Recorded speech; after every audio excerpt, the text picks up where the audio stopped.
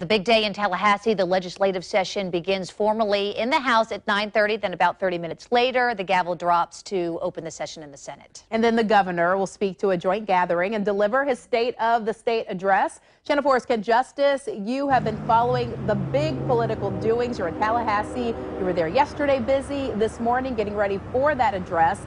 And tell us what's happening. Well, the number one agenda in every legislative session is always the budget. And this year, good news, bad news sort of thing. The governor is going to propose, has already proposed, a budget that has a $1 billion surplus. But there's a $1 billion question to the federal government as well. It concerns providing health care for the poor. I asked State Representative Doc Renuart to help explain the low-income pool problem.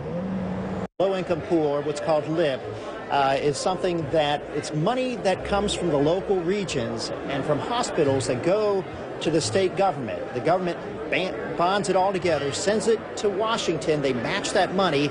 We bring that money back to the communities that contributed so they have extra money to pay for those indigent care that they do in the hospitals and such. The federal government, the Obama administration, has decided that they're going to do away with those funds. And there's going to be some other mechanism possibly to reimburse that, but they haven't come out and said what that is. So that's a critical issue that we have to look to in this budget because we have to fill that hole. And that could be a $1 billion hole, but of course, the state's going to have to find out. They're negotiating, I guess, with the federal government on how much and how that hole is going to be filled. A crucial question for them here as they begin legislative session later today. In Tallahassee, Ken Justice, Channel 4, the local station. Yeah, an issue that involves a lot of money as well, Ken. So, Ken, I know that we're looking ahead to the governor. What is he expected to focus on in his speech coming up at 11?